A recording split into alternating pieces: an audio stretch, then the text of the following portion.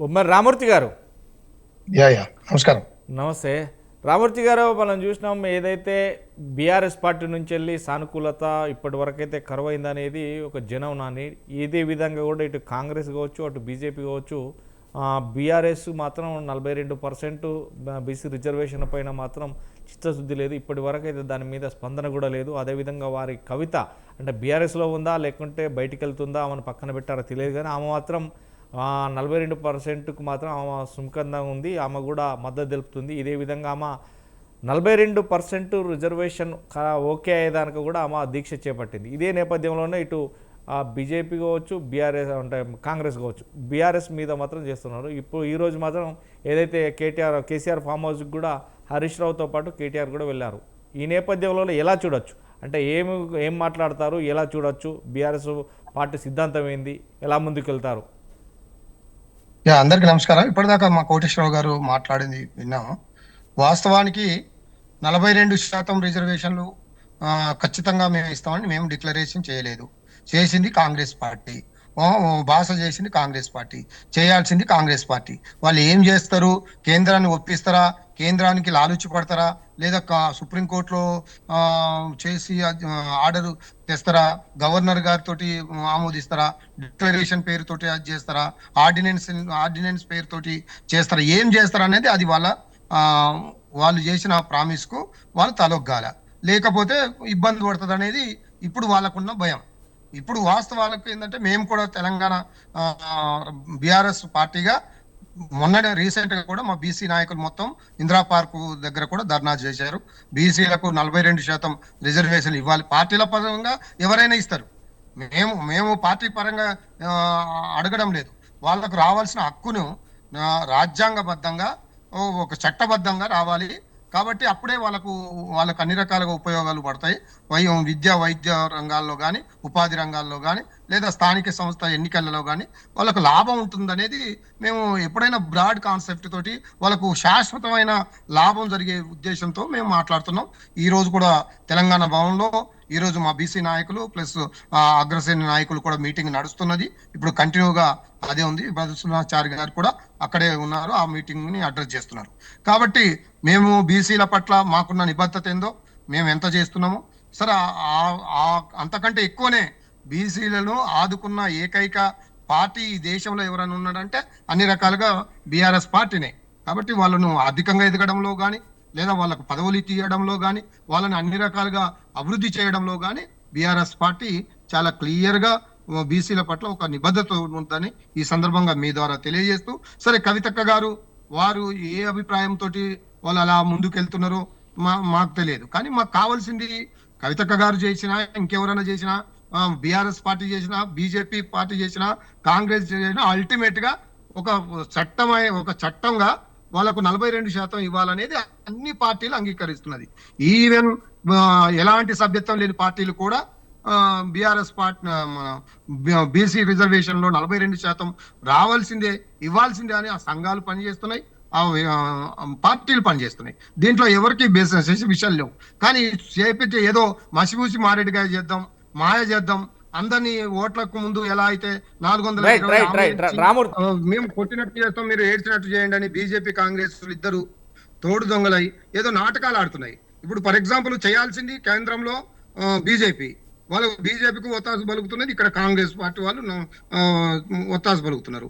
ఉన్న బీజేపీ వాళ్ళు ఉన్న బీసీని ప్రెసిడెంట్ గా తీసేసి ఒక ఓసీని బీసీ చేశారు. వాళ్ళు బీసీలకు న్యాయం చేస్తారనే నమ్మకం మాకైతే లేదు. కాబట్టి కాంగ్రెస్ ఏదో చెయ్యాలనే ఉద్దేశం లేదు. కాబట్టి ఏదో మామా అనిపించాలి, మేము చేస్తున్నామని జబ్బలు జరుచుకోవాలనే తాపత్రయం తప్ప, తద్వారా మన స్థానిక సంస్థ ఎన్నికలలో వచ్చే ఎన్నికలలో లాభం పొందాలనే ఒక దుష్ట బుద్ధి తప్ప నిజంగా చిత్తశుద్ధి లేదు అనేది మా అభిప్రాయం.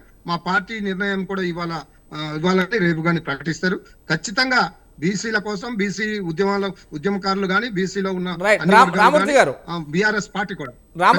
రామూర్తి గారు అందరికి వచ్చే సందేశమే ఇప్పుడు అందరిట్లో వస్తుంది. కాబట్టి నేను ప్రజల తరపునే నేను అడుగుతున్నా, ఈ నేపథ్యంలో ఇటు బీజేపీ ఏమో ముస్లిం రిజర్వేషన్కి సంబంధించి ముస్లింలే ఎక్కువ ఉంటారు కాబట్టి ముస్లింలను తీసేస్తే ఖచ్చితంగా మేము 42%కు మద్దతు ఇస్తాం, మేమే కొట్లాడి తీసుకొస్తామని బండి సంజయ్ మంత్రి గారు చెప్తున్నారు, కేంద్ర మంత్రి గారు. అదేవిధంగా ఖచ్చితంగా మేము 42% ఖచ్చితంగా తీసుకొస్తాం, 4, 5, 6 తారీఖు చలో ఢిల్లీ ప్రోగ్రాం పెట్టుకుని కాంగ్రెస్ పార్టీ. కానీ ఈ నేపథ్యంలోనే కొట్లాడి తెచ్చుకున్న తెలంగాణలో బీసీ రిజర్వేషన్ కోసం బీఆర్ఎస్ పార్టీ ఎందుకు ముందుకు రావట్లేదు? ప్రతి అయిన నాయకుడు ఏదైతే బీఆర్ఎస్ పార్టీ బీఆర్ఎస్ పార్టీ అధ్యక్షులు కావచ్చు, లేదు అంటే కేటీఆర్ కావచ్చు, లేదు అంటే హరీష్ రావు కావచ్చు, ముందుకు వచ్చి ఎందుకు పబ్లిక్ మీటింగ్లో కావచ్చు లేదంటే ప్రెస్ మీట్లు పెట్టి మేము కూడా ఖచ్చితంగా మద్దతు తెలుపుతున్నాం 42% ఖచ్చితంగా అని ఎందుకు చెప్పట్లేదు? నేను ఒకటే ఇంతకుముందు చెప్పాను, 42% రిజర్వేషన్లు ఇస్తాము, తెస్తాము, తెచ్చినాకనే అన్ని ఎన్నికలలో పాల్గొంటాము అని చెప్పింది మాయ మాటలు చెప్పి మోసం చేసింది కాంగ్రెస్ పార్టీ.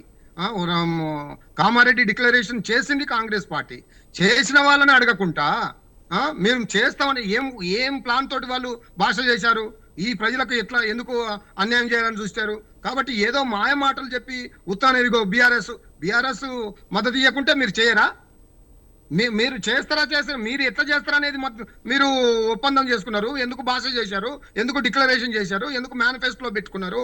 దాని గురించి మాట్లాడాలి. సరే, మా నిబద్ధత ఏంది? బీసీలు మా వైపు ఉన్నారా లేదా, మేము ఎంత పోరాడుతున్నాము, మేము బీసీలకు ఎంత సాయం చేసినాము అనేది బీసీ ప్రజలకు తెలుసు, బీసీ నాయకులకు తెలుసు. కానీ మీరు చెప్పిన దాన్ని మీరు తప్పించుకొని, మీరు పని చేయలేక, మీరు చట్టం చేయలేక, మీరు కేంద్రంతో కొట్లాడక మేము కొట్లాడుతున్నాం అన్ని విధాలుగా. బీసీలకు 42% ఏదో ఒక పార్టీలలో ఇస్తే కుదరదని చెప్పింది మేము కదా. పార్టీల వైజ్ గా చాలా మంది చాలా ఇస్తారు, కొంతమంది ఇవ్వరు.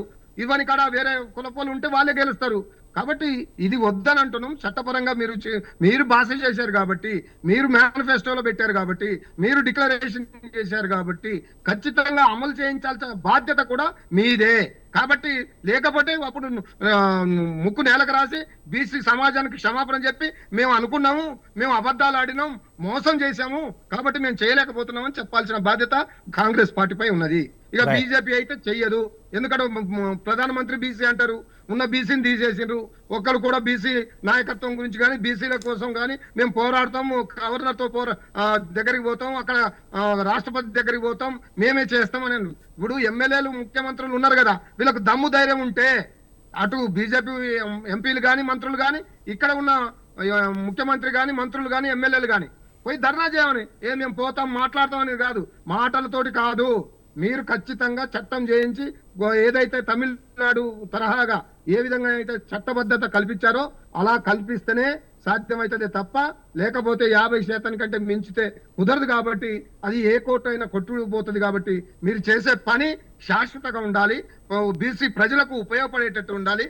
కానీ మాయ మాటలు చెప్తాం, ఇంకా ఏదో మాటలు చెప్పి తప్పించుకుంటాం అని అంటే మాత్రం ప్రజలు ఊరుకోరు. ముఖ్యంగా బీసీ సమాజం అలాగే బీఆర్ఎస్ పార్టీ కూడా మీరు చెప్పిన హామీని నెరవేర్చేంత వరకు మేము పోరాడుతూనే ఉంటాం. మేము కూడా బీసీల పట్ల వారి యొక్క హక్కుల కోసం వారికి ఏదైతే 42% రావాలనో మేము కూడా మా స్థాయిలో మేము ప్రతిపక్షంలో ఉన్నాం, మేము అడుగుతున్నాం. చేయాల్సిన బాధ్యత మీది, అటు కేంద్రంలో ఉన్న బీజేపీది.